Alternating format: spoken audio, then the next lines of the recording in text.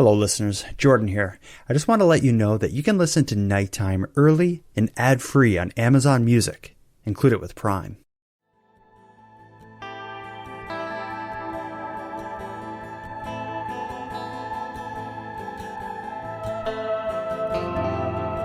You are tuned to the Nighttime Podcast, focused on the fringe of Canada.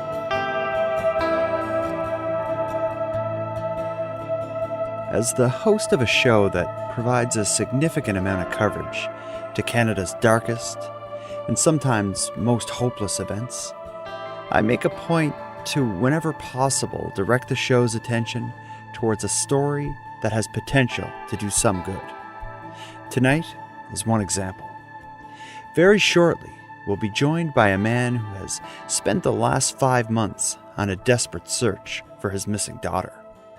Sadly, the trail he is following is quite vague. At the time of her disappearance, his 27-year-old daughter was pursuing her dream to be a professional musician in Hamilton, Ontario. However, suddenly, and with very little warning, she seemed to find herself on the brink of some sort of crisis. On the morning of January 10th, she would phone her parents in Calgary, pleading for help to return home. You have one new voice message. First voice message. I would really like a plane ticket out of Hamilton to Calgary, please. And I would like to come home and visit you and Dave. I'm missing you so much. And I love you so much. So that's all I want in the world, is to see you and Dave. Because I love you both so much. So, if you could please, help me out with a plane ticket, that would be really greatly appreciated. Okay, I love you, and I look forward to hearing from you. Shortly after leaving the voicemail you just heard, she did connect with her parents by phone, and the things she would have to say, quite simply, were disturbing. It was obvious she needed help, and she needed it fast. But sadly, before help arrived, she walked out of her apartment into the cold air and the pouring rain. Tonight, in this episode of Nighttime, we will be joined by her father, Dave Clark, and our topic is the disappearance of Holly Clark. It was her musical talents that led her to leave Calgary to pursue opportunities in Ontario. Holly Ellsworth-Clark was living and performing gigs in Hamilton, but her voice has gone quiet, and her family is desperate to hear it again. The 27-year-old left her home impulsively with no personal belongings. Police say they followed up on every single tip and possible sighting. We have no information at this time to suggest that there's anything criminal in nature related to her disappearance. When Holly left her residence, she was distraught and in crisis. We understand, the family is very desperate. They wanted to reunite with their daughter, and I can tell you that Hamilton police want nothing more to be able to make that happen. There's been no activity on her bank or credit cards. Hamilton police are now asking residents to check their sheds, yards, and garages for any sign of Holly.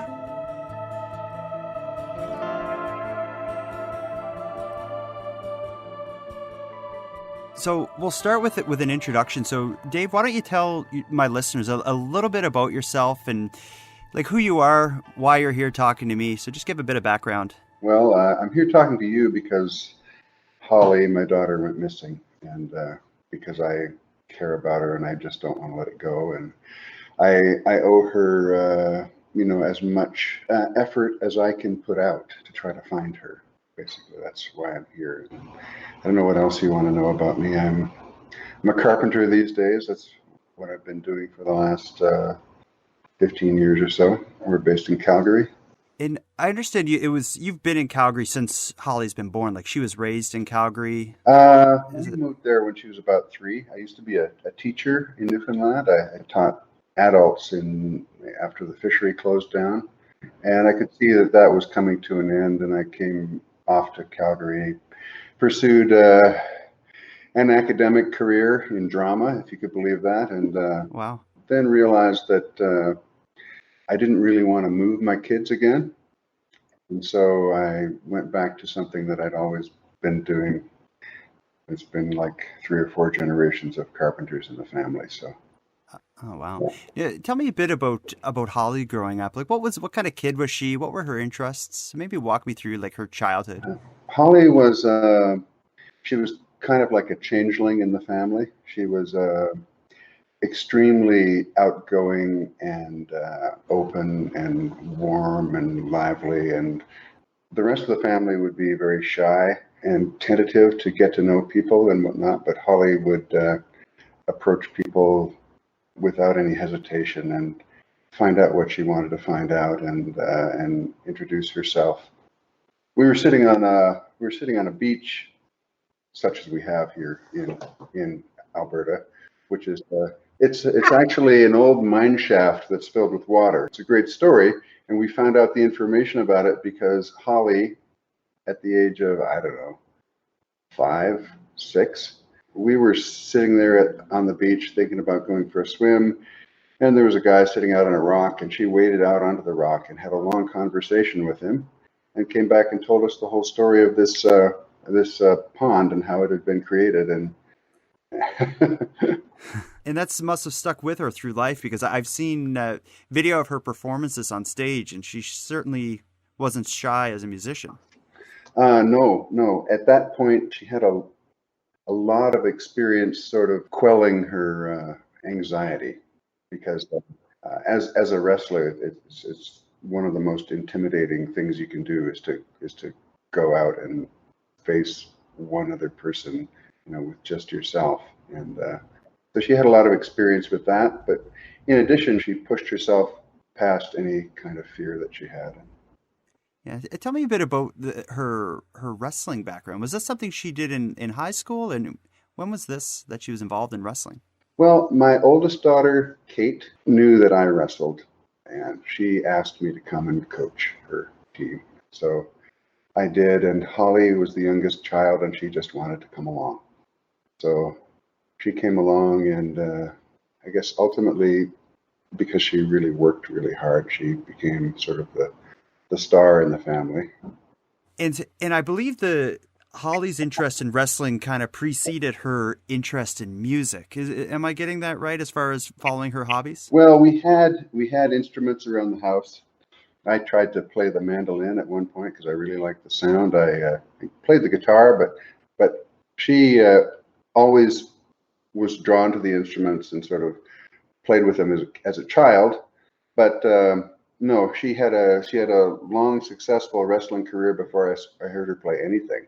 She was a national champion, I think, 4 or 5 times, and Pan Am champion once. And I'd heard her play one song by the time she was done with it. And how did her, like, because she's known so much now as a performing musician and a songwriter, like, how did her interest in music start and develop into the point that it seemed to overtake her life at one point? I showed her 3 or 4 chords. She learned to play I Hate Winnipeg, and then I didn't hear her play anything else for 2 or 3 years. Now I've heard since then that she used to go over to her friend's place and torture them with practicing, but we didn't hear any of that at home really. She came home one day and she played 4 or 5 new songs that she'd written, and I suggested that she go to an open mic, and she did, and she was almost immediately adopted. Like within maybe 2 or 3 months, really skilled musicians just adopted her and started playing with her, invited her to be part of their bands. It was quite shocking. Oh, wow. And I believe it was around 2018 that it was her interest in music that eventually brought her from your family in Calgary to Ontario. Like, did she travel to Toronto to pursue music? Is that why she went? Yeah, and because of her boyfriend. Was in Toronto? Yeah. Well, she'd gone to Toronto to visit her sister, played some open mics, met Randy, and then he chased her out to Calgary. They went tree planting together, and he just wasn't comfortable living in Calgary, so they went back to Ontario, and obviously Toronto's, the big smoke in Canada. So that's where you go to play music if you really want to be successful. And when she initially went off to Toronto, what was her plan? Like, did she have a job lined up and arrangements for where she was going to live? Like, was it a planned thing or was it a sudden move? She had a job here, and they allowed her to take that job and do it over the computer and phone, and so she was able to bring her job with her and work around being a musician. And she was in Toronto for a period of time before going to Hamilton. Can you tell me about her life in Toronto and the reason she would have moved to Hamilton? Like, what happened there? Well, it's just very hard to adjust to, first of all, living with somebody else for the first time, I think. And there were all kinds of circumstances. They got there last among the roommates. Holly's 6 feet tall, and she couldn't stand up in the room that was left for her. It wasn't good living circumstances, and she was trying to live with somebody else for the first time, and then with a whole bunch of roommates also. And the house was basically saturated in marijuana smoke most of the time.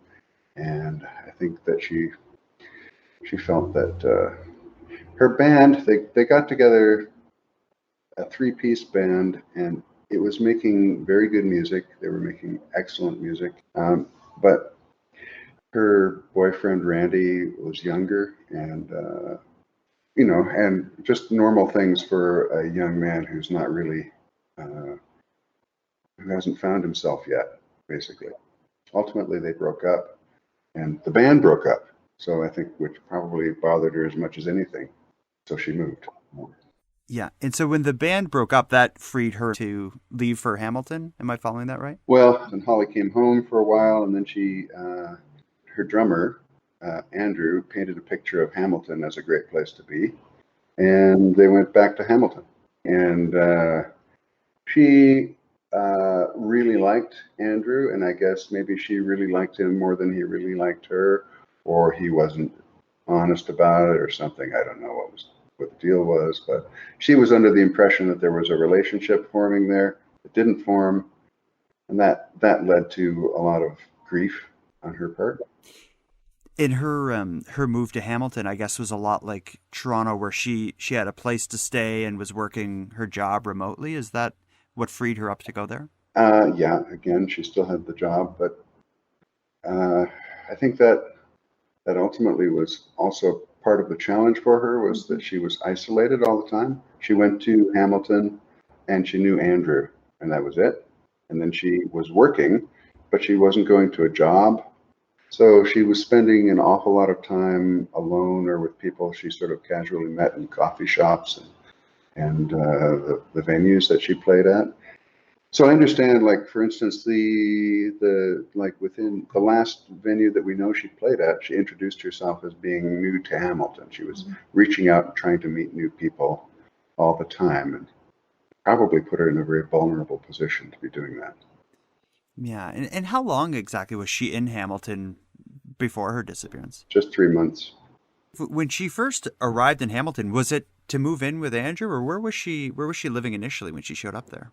Well, she moved in with Andrew into his apartment, and she had been planning to find her own place too, but I think that she thought that the romantic relationship with Andrew would develop, and then she realized that it wasn't happening, and she found another place, basically on Kijiji, and moved in there in the middle of November. She started moving in at the beginning of November, helped her landlord get her place set up, and moved in. Was this with roommates, her new place? And if so, who were these people to her? We didn't know them. She had spoke well of Michael, the landlord. She had got to know him for a couple of weeks before she moved in. She'd helped him fix up the place, move his stuff out of the place that she was moving into, and fix it up so that she could move. Wow. Okay.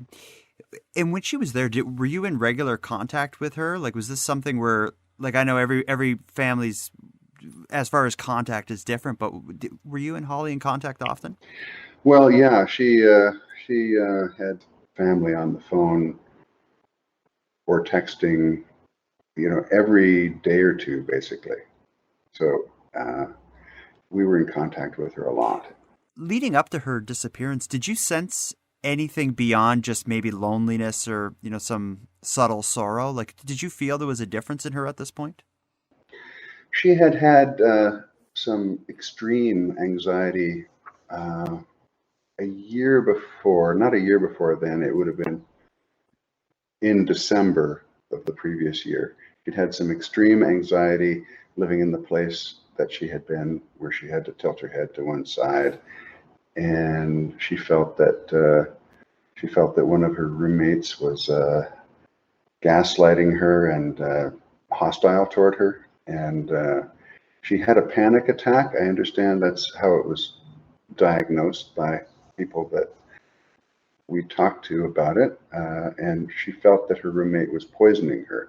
Now, her brother and sister at the time thought that she was fully delusional.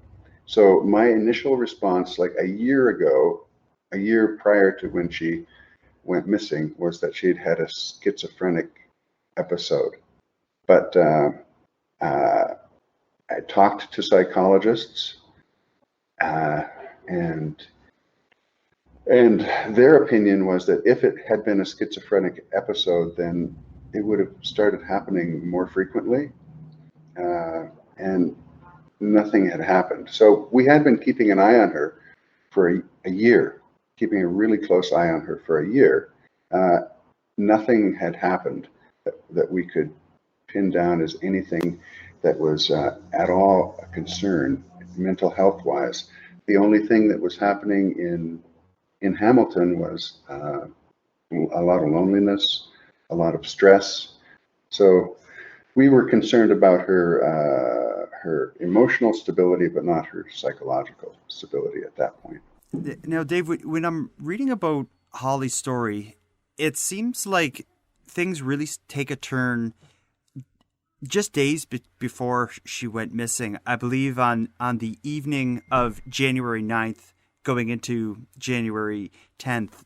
And this situation led to a call to 911. Can you tell me the background on what exactly happened in this situation? Let's see, back up a little bit. She confronted Andrew about her interest in him on, December 28th or December 29th. And he said that he didn't want to do anything then. I don't know what reason he gave, or anyway, he was negative. And she became very sad at that point and was on the phone in tears a number of times. And she was doing things to try to make herself feel better. She'd gone to a new MMA club where she was doing jiu-jitsu, and she was doing a lot of running, a lot of physical things to try to snap her out of her sadness, basically. And then, things changed very rapidly. We didn't even know it was happening. She called us the morning of the 10th, left a message that you'll probably play at some point. Sorry to take us out of the conversation with Dave, but I want to make this portion of the narrative very clear. It's at this point, the morning of January 10th, that a distraught Holly phones her parents' home in Calgary and leaves the voicemail we heard at the beginning of the episode. I would really, really, really like a plane ticket out of Hamilton to Calgary, please. And I would like to come home and visit you and Dave. I'm missing you so much, and I love you so much. Holly's parents wouldn't hear that voicemail until some time after her disappearance. But that's irrelevant, as they saw the missed call from her and phoned her back. When they reached Holly, things would start happening very fast. I'll get back to my conversation with Dave, and he'll explain. Her mother called her back, and then we had this conversation and said that she'd been running all night Her mother heard it as running all night from two men, and then I heard it as running all night and that she was doing something to avoid two men. So we don't know which of those things she actually said, but I couldn't picture her running. She'd been running through the woods, she said, all night. And I couldn't picture her actually running from two men, them right on her tail, but who knows? That's what her mother heard. And I heard that. I asked her, had you done something? And she said she'd done something bad and she couldn't tell us what it was. It wasn't that she didn't know what it was, it's that she couldn't tell us. And I was very concerned about her mental health at this point because the two men thing sounded bizarre to me. And it sounded to me, my initial reaction was that she was delusional again. And so I was, because of the thing a year prior. So I was concerned about her, and I asked her if she could get to the airport on her own, if she could handle that herself, and she was very emotionally wrought, and I was worried about something happening to her as an emotional person going through the airport. Those people can get into trouble. I've heard of like a Polish man being shocked to death by the police in the airport in Vancouver. I remember that. Yeah. So.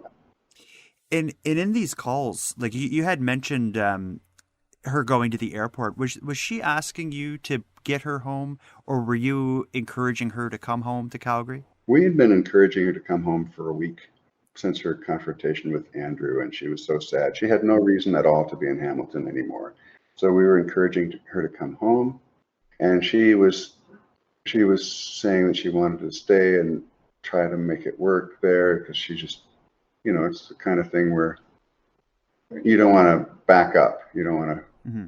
That was all she was thinking. But we'd been actively encouraging her to come home, and on the morning of the 10th, it sounded like she was agreeing to come home, and that we were going to make arrangements to make it happen. Mm-hmm. The 911 call that was originally placed after her coming home that morning. Can you tell the circumstances of what led to the call being made and what the result was?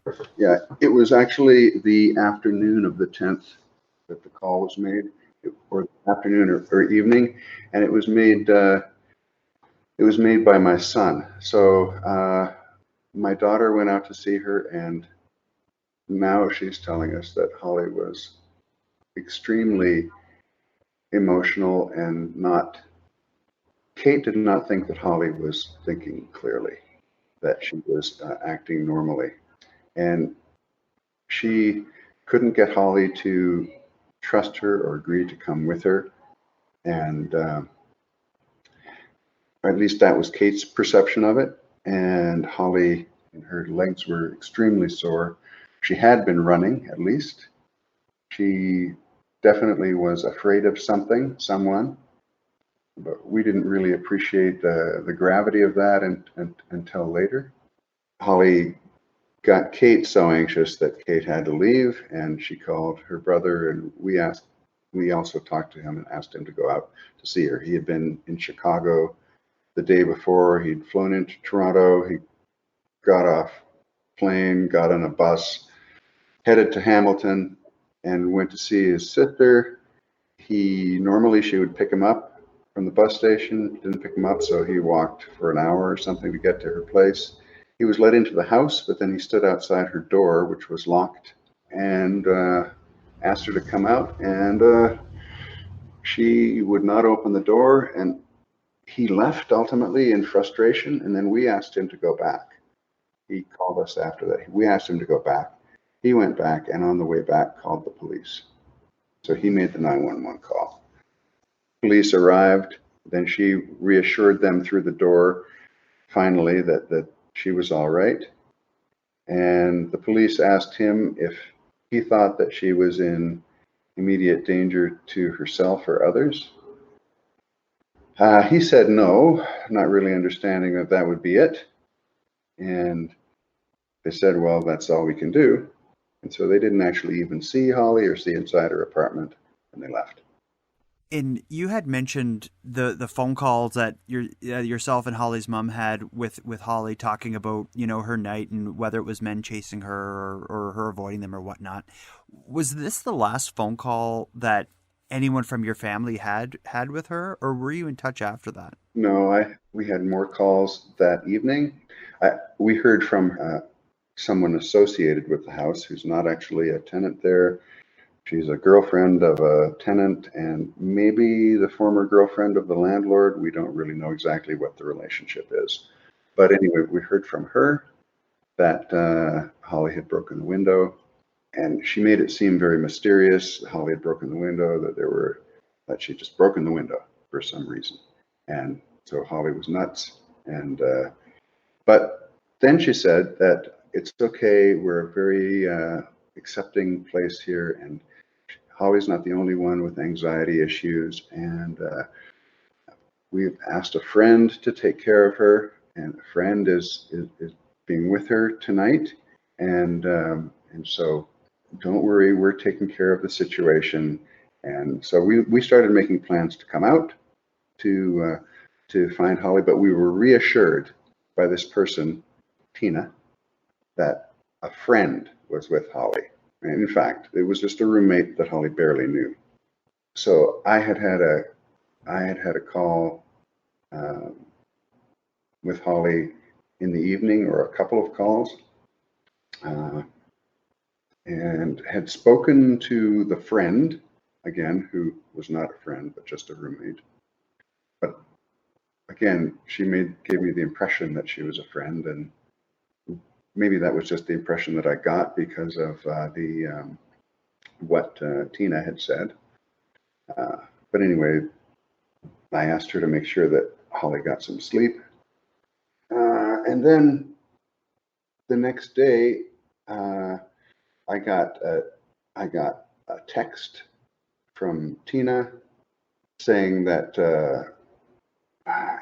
they really weren't comfortable with this situation and that something had to be done immediately, something to that effect.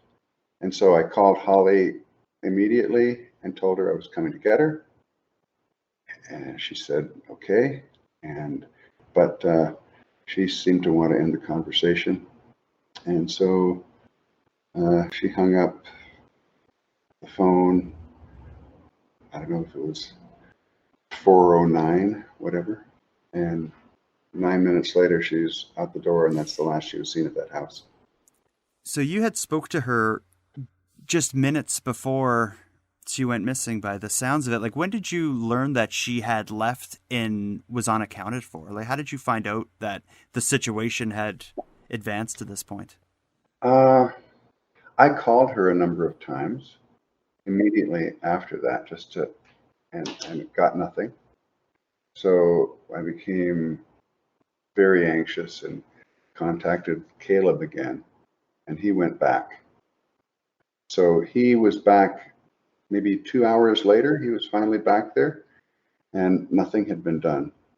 The roommates were sitting around. They were aware that Holly had left, but nothing had been done. And he organized a search for her at that point. And after that, our contacts were with him. And so he then called Holly's ex, Randy, who came out and joined him for the search. A number of the young men in the house helped with the search, and Tina lent him her car to go around. And they didn't find anything, obviously. And one of the things that made her disappearance, at least initially, so concerning was, I understand the weather wasn't great, and she left without any of her, the things you would expect someone to take with you. Can you kind of describe what was found behind in her apartment and what it was like, what kind of day she was walking off into? It was a torrential downpour.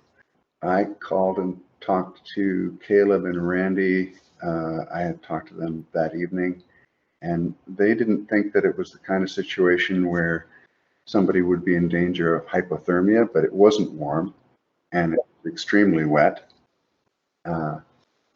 So I was immediately immediately extremely worried about that, as was her brother, and they were performing their search as if she had gone off, as described by the roommates, unprepared for the weather, and that, oh yeah, Tina said she had a baseball bat, so people were a little bit afraid that she might be violent. The video shows she didn't have a baseball bat, and subsequent encounters with Tina have shown that she tends to elaborate things a little bit beyond what they are. So um, anyway, she went off into bad weather, poorly dressed, is what we were told, and so that was what we were most anxious about then. And I believe she had left like her phone and like wallet and stuff home. Is this right? When we searched the place, she didn't leave her wallet behind, or it wasn't there. The wallet was not left behind in the apartment. And she did have a black fanny pack, and that was where she kept her wallet. So apparently she went with her wallet, but not her phone. Okay. Or her keys. And how long from when, like you had mentioned that when she was missing, it was initially her brother Caleb that was there organizing the search. When were you able to come join him? Can you tell me about that? We got the earliest possible flight, which was the next morning. So we got there. Caleb had been searching for an entire day, for 24 hours. Caleb and Randy and whoever he could muster up had been searching for an entire day by the time we got there. And Neil, a lot of what's known about the search seems to come from the series of videos. So the first one is a video that I've seen many times of. It seems to be her leaving the apartment. Is this like a security camera on the building or home she was living in? Well, it's actually, the landlord only ever provided stills. He provided 4 still images of her from 2 of the cameras. And my impression is that I don't really remember, there's somewhere between 5 and 7 cameras in that house, all of which would have shown the odd behavior that we've talked about, we've been told about, but anyway, we never saw any of that video. But what we did see ultimately was video that started with the police finding video of Holly at a garbage can in the park within about 200 meters of her house, and apparently taking something out of it or putting something into it. But unfortunately, they didn't get us that for 2.5 or 3 weeks, something like that, because within days, all kinds of video was gone already. Most video overwrites within a day or 2 days or 3 weeks, and even the 3-week stuff was mostly gone by the time we went looking for it. But we found a bunch of video of Holly going up Wentworth Street twice. And is Wentworth Street, is this like a main street, or like what kind? Like, can you describe the area that she would have been last seen? It's a north-south street. Most of the main streets in Hamilton run east-west, but Wentworth is one of the substantial streets that goes north-south. It goes between King and Main, which are the main east-west thoroughfares, and Burlington, which is the northernmost thoroughfare. And she was seen on camera going up that once, wearing a garbage bag, and then she must have circled around and she was seen coming up again, wearing a garbage bag and carrying another one. And we also have video of her on a couple of other side streets doing part of what must be the circle, and she's also carrying the garbage bag at that point. Yeah, and just for people listening, the way I understand it, it almost looks as though she's wearing a garbage bag as if you were trying to make like a makeshift rain jacket or something. Is that how you see that? Show exactly, yeah. And in the video where she's carrying like what appears to be like a half full garbage bag over her shoulder, have you ever been able to determine like either where she got it or what was in it or where she put it? Like, is that a mystery still, this bag? It is a mystery. We've made guesses. she passed by a place that's a donation center where people donate clothes. So there's a potential that she got it from there. And we believe, based on her route, that she would have passed near there, but we don't really know. And now, aside from these short video clips that you have of Holly walking this loop or near Wentworth or up Wentworth, has there been any other trail left behind or any other leads that you have to go on other than this vague direction she seemed to be traveling in? Well, we didn't have that for 3 weeks. So we searched everywhere else, basically. She had talked about running through the woods, and her brother, every time she'd visited, and her sister, they'd been taken to trails in sort of the rural areas of Hamilton. So we searched in most of the other directions first. We searched all the rail trails and places like that where we thought she might have just gone running, because we had no idea that she'd gone in this direction. And so then when we found the video, we actively pursued other video going up in this direction. And unfortunately, because video was overwritten, and also because it was so rainy and so dark, we didn't get very much. We didn't get much beyond her going across the tracks that are just south of Burlington. And in the direction that she would have been heading, where would that lead? Like, if she had have kept a straight line, like, would that lead towards woods or towards city, or what is that direction? It would have taken her toward the Port Authority. But Burlington, if you get onto Burlington, you can go east or west from there. Both routes will take you to Toronto or to the other main highways going west. And they could also take you to St. Catharines and Niagara and out of the country, or to a boat,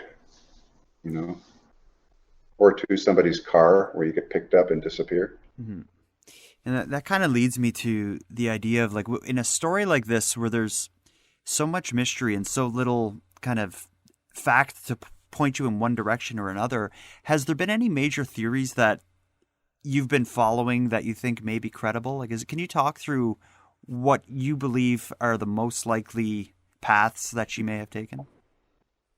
Well, we've asked many people about this, and everybody sees it through the lens of their own experience.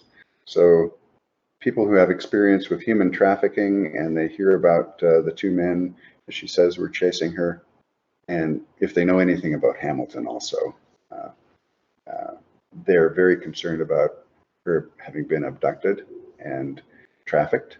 A lot of the people on the street that we encountered who said that they had seen her told us that she was on drugs, that she'd been on some kind of heavier drug, which isn't consistent with any of the conversations we have. But you can't, your child is not going to tell you everything that they do. So we had to take that seriously. We were most afraid that she was mentally ill when she left. That was the main thing that we were concerned about. And there's a lot of evidence in her diaries and things like that she was experiencing dark times and whatnot. But we didn't have any real evidence apart from the last few days that there might have been delusions or anything like that. And having been to Hamilton, we cannot rule out that there were people that she was afraid of. She left the house, and recently Tina let slip in comments on a Facebook episode that Elle and I did, that Holly had taken down cameras in the kitchen. That's what Tina said. And the last thing that Holly did when she left the house, and this is even shown in the stills, is to try to get into the basement server room where the camera was. It's very disturbing. She moved the cameras, if Tina's telling the truth. And then she definitely did attack Michael's server room immediately before leaving. So one of the active theories that we have to go by is that there may have been something on that video that she didn't want. She had said to us that she did something bad. We don't know what that might have been. It might have been something on the video. It's very disturbing. And even though this is not our primary guess, it's something that we have to rule out. And we're not really getting any cooperation from the landlord on this. He didn't provide any video. And we asked him to provide phone records for the house phone that was in what had been his apartment, but then he left it. And it was in Holly's apartment, and she had been using it. We know this because the number was on her phone, and we also know it because she was using it on her resume that she was passing around. I had talked to her about getting a different job, so and she had taken that seriously and had put together a resume and was trying to put it out there, as far as I know. And that resume had the number of the home phone on it. So she definitely was using it. Michael doesn't respond to our requests to have those phone records, so we don't know who she might have contacted on that. There are a bunch of oddities in what she looked at and contacted. She was looking at the airport. She made some weird searches, looking at recycling and garbage in Hamilton. Maybe she was trying to travel on a container. Who knows? She made an odd call to an engineering firm that was right at the end of the road that her route is taking her on. Again, we don't think that's anything, but we don't really know. Yeah, and I guess it's like having just random pieces of a puzzle, and they could fit in any way possible, because it seems like you have a collection of dead ends almost. Yeah, we have a collection of things that are all actually possible, unfortunately. Yeah. One thing you haven't talked about, like, so much of the search, it seems to be driven by yourself and your family. Can you talk at all about any support you may have got from the local police? Like, did they take Holly's case seriously? You know, they didn't take two young men asking for help searching for their sister and ex-girlfriend who was out in the pouring rain and the freezing cold. They didn't take that seriously, I have to say. That was a downfall on their part. They concluded after day 5 that there had been no foul play. And while I would agree that that's the most likely thing, I couldn't rule that out. I don't know how you would say there's no foul play. That seems like a presumption rather than a fair conclusion. I mean, I'm sorry, if you live in Hamilton and somebody goes missing in Hamilton, you have to take a pretty good guess that there might be foul play, because there's a lot of crime in Hamilton. Her street has drug dealers roaming up and down it.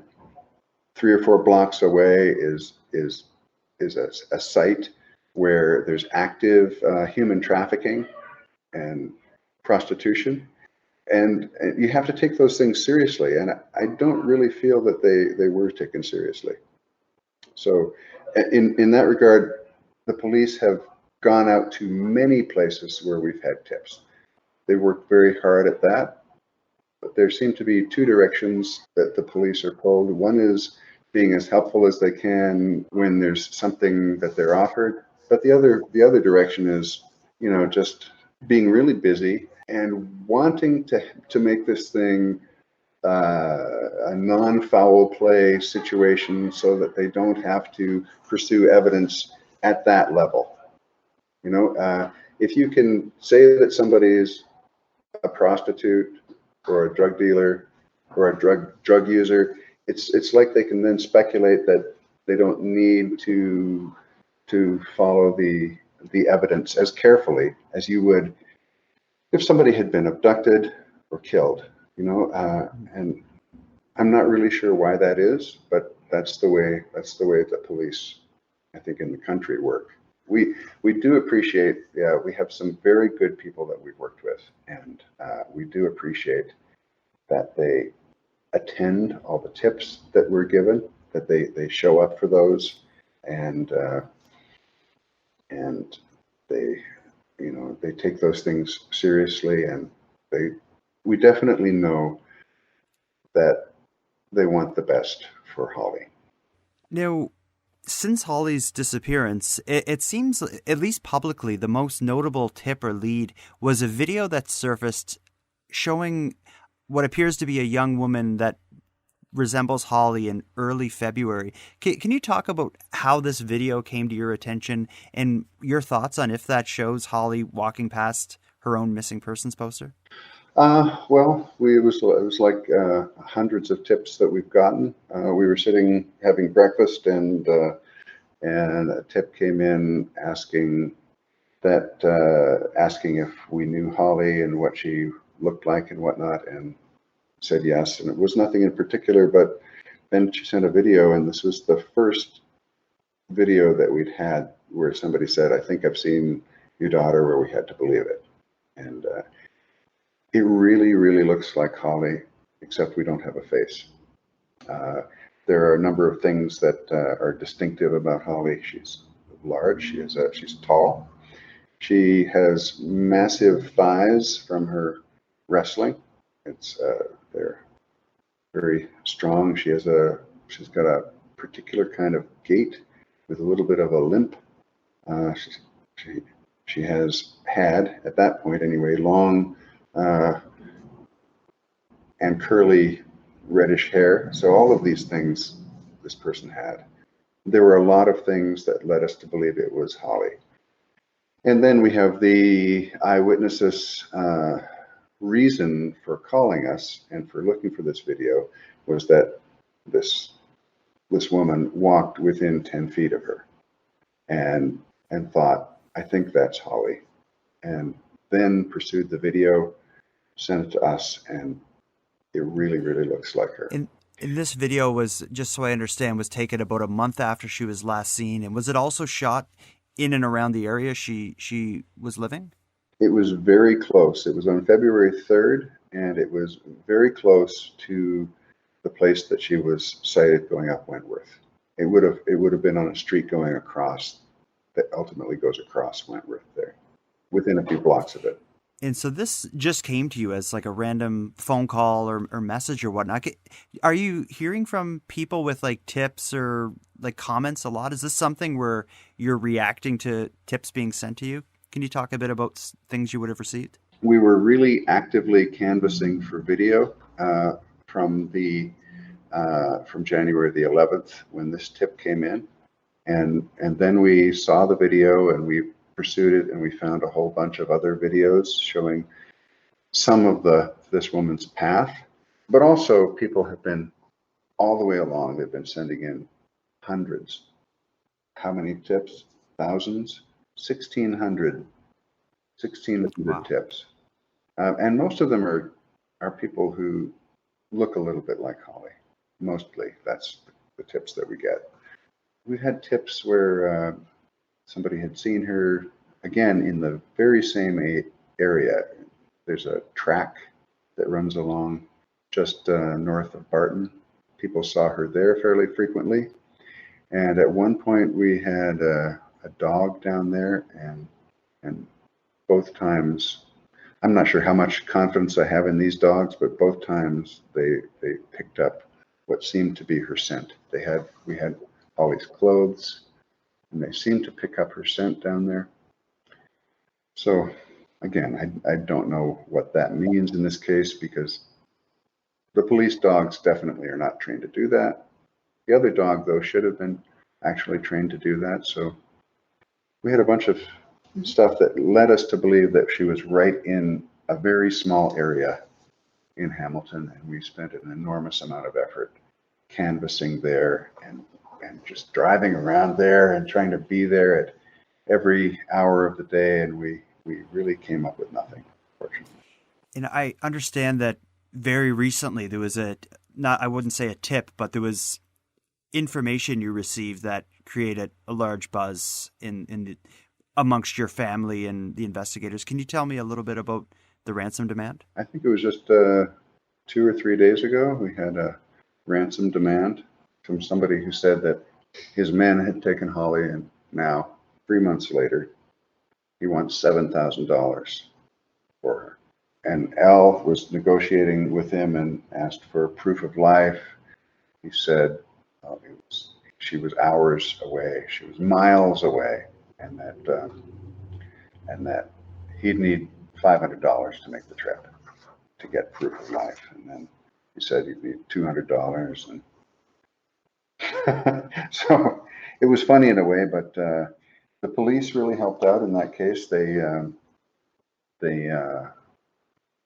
Hamilton police were actively involved, and the Calgary police, and there was a lot of coordination between them, and we really appreciate that help. We weren't really able to figure out who this was, but we're pretty sure that somebody who's not able to provide proof of life doesn't actually have Holly. In this, I'm assuming that this is an outlier in terms of information you'd receive. Like, this can't be a regular thing where you're hearing people trying to take advantage of you, likely. It's the third extortion attempt, actually. But wow. No, if you know, and here's the thing: like, you don't even need to extort me to. You don't need to extort me if you have some proof of life of Holly. I'll get you some money if you can prove Holly's alive. You know, yeah, there's no question of that. So it's unnecessary, really, to extort me to you know. All you have to say is, I have video of Holly, and send it along. You'll be sure you'll get some money. You know, the search, as far as like the boots on the ground portion of the search, seems to be held up now as a result of the pandemic. Can you talk about how the coronavirus pandemic is affecting the search for Holly? Well, it's meant that we couldn't be there for the last month. It's been agonizing. It's been very difficult. And yeah, we've gotten a number of tips that we actually think are credible, even in the last couple of weeks, just from people who have been either driving and have seen somebody they thought was Holly. There was one very credible one that I really wanted to be there for. But people are there, and they're keeping their eyes open, and it's been it's uplifting to know that people are still interested. So now, as you had just mentioned, we're 3-4 months away from her disappearance. In your mind, are you still pursuing this as her being alive somewhere and either held against her will or due to mental state unable to find her way home? Like, what do you feel is happening? Well, you know, as a father, as somebody who knows the rational and not mentally disturbed Holly, there's no context in which she would do this to us. Do you know what I mean? Deliberately. So that part of me believes she's dead. But if I look at it rationally, if she was mentally ill, it's not the kind of thing where she's staggering around without any kind of bearing or ability to take care of herself. It would be something where she's still has her capacities, but believes something erroneous. Or, again, she could be held against her will. She could be held against her will, or she could be so paranoid, so frightened that, you know, I talked to somebody who said she was convinced that if she ever was found, she would be, this is somebody who had a mental break, if she was ever found, she would be tortured for the rest of her life, and her family would be tortured. You know, so if Holly is out there, it's because she believes she's in danger and is hiding, or is being held against her will. And rationally, if I look at it rationally and not emotionally, I have to think that the signs are that mental illness was most likely, and that she's actively hiding from us. not from us, but from whatever it is she's afraid of. And she's doing a really good job. And I think it goes without saying there's been no activity on bank accounts, social media. There's no sign of that. No. Now, for people who are listening, who want to get involved in some way to support you in the search for Holly, what can people do to help raise awareness and to help back you up on this? There's a Facebook search group where you can find most of this information. We have a GoFundMe page also. We set our funding goal at I think $10,000, which has been exceeded, but chances are this is turning into some kind of a horrible marathon, so we might have to adjust that. And you can call 911 if you see her. There's all kinds of pictures of her on this Facebook search group. If you look up Holly Clark search, you'll find it. If you're interested in getting to know her, she has her music up on Bandcamp, Holly Clark Bandcamp. And if you're not sure, you can send a message to the search team, and that's on the Holly Clark search group. I want to thank you for joining Dave Clark and I in this conversation surrounding the disappearance of his missing daughter, Holly Clark. As I said in the intro to this episode, I see this type of coverage as being much more than an intriguing story. We heard Dave describe the lengths that he and his family have gone to follow whatever vague trail Holly managed to leave behind. They obviously need all the help they can get. And the way I see it, 50,000 or so of us just heard his story. And who knows, maybe one of us knows something. Or perhaps some of us want to contribute to the GoFundMe that's being used to cover the financial costs of the search. For any of you who are interested, I've added some links associated with the search for Holly Clark in the episode notes, including a link to the Holly Clark Search Facebook group, which is probably the best place to go if you want to stay up to date with any future developments in the search. And with that said, we'll end this episode of Nighttime. When the show returns in the coming days, we'll dig a bit deeper into the story of Holly's disappearance. In the next episode, we'll be joined by Elle, a dedicated supporter of the Clark family and a central figure in the search. But now, before we part, I'm going to end with some thanks. First, a huge thank you to Dave Clark for joining me and sharing this heartbreaking story. A big thanks to the Canadian bands Voxomnia and Paragon Cause, who provide the musical themes for this episode. And lastly, but most importantly, a huge thank you to all the listeners of Nighttime. Without you, the show would have seen the light of day many moons ago. And with that said, if you want more Nighttime, let me suggest the premium feed. For about the price of a cup of coffee, you can access a separate feed in which the episodes are posted earlier than in the free feed and are done so without paid advertising. But beyond the regular episodes, the premium feed also includes the Nightcap After Show, in which I and a guest climb a bit further down the rabbit holes. You can access the premium feed at patreon.com/nighttimepodcast. And with that said, I want to thank the newest subscribers to the premium feed: Dr. Steers, Lisa, Atalia, Camille, Erica, Chantel, and Justin. Thank you all for your generous support. And for anyone else who'd like to support the show, but can't do so financially, you can give me a big hand by simply telling your friends about me. If any of you listening want to stay up to date with my activities on or off the show, follow me on Facebook, Twitter, and Instagram. I use the handle @NighttimePod. If you have any story ideas or would like to give feedback on the show, I'd love to hear from you at nighttimepodcast@gmail.com. Until next time, take care of each other, hug your loved ones tight, and keep your eyes open for Holly Clark. The Nighttime Podcast is written, hosted, and produced by Jordan Bonaparte. Copyright Jordan Bonaparte. I'm going to leave you all with a closing treat. We've talked a lot about Holly Clark's music during this episode. I'm going to share my favorite tune of hers that I've come across. It's called Fake Romance. Enjoy.